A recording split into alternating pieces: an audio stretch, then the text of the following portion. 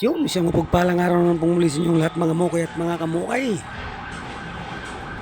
Ngayong araw ay ipiplex ko po sa inyo kung gaano kataas itong aming ginagawang building dito po sa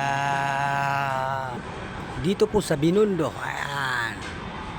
Ayan po yung kasalukuyan po namin ginagawa mga mukay at mga kamukay. At sa ngayon po ang aking kinalalagyan ay nandito po ako sa 39th floor. Baling building po na to ay tumataas po ng 64 floor po mga mukay at mga kamukay. At ayan po yung mga katapat niyang building oh.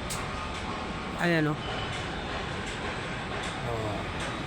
Ayan yung mga katapat niyang building mga mukay at mga kamukay. Ayan.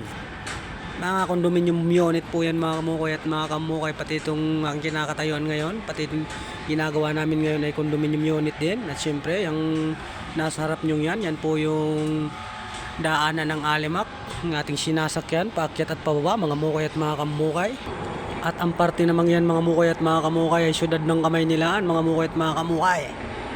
Ayan o, puspusan po ang paggagawa ng kanilang mga building dito. Pataasan, patayugan po sila ng kanilang mga building mga mukay at mga kamukay. Ako mapapansin po ninyo yung mga nakakulay green na net po na yan. Under construction po yan mga mukay at mga kamukay. Di natin alam kung ilang palapag yung mga yan. Ang dami yan mga mukay at mga mukay. Kabilaan yan. At sa kabila po naman na to ay mayroon din pong building na papausbong pa lang. Ayan, kung napapansin po nyo yung tower crane na yan, dalawang tower crane na kulay green. Yan po yun ay papausbong pang building. Hindi pa po natin alam kung ilang palapag din po yan. At syempre mayroon pa rin pong ayan o, kasabayan ng building na to. Ayan.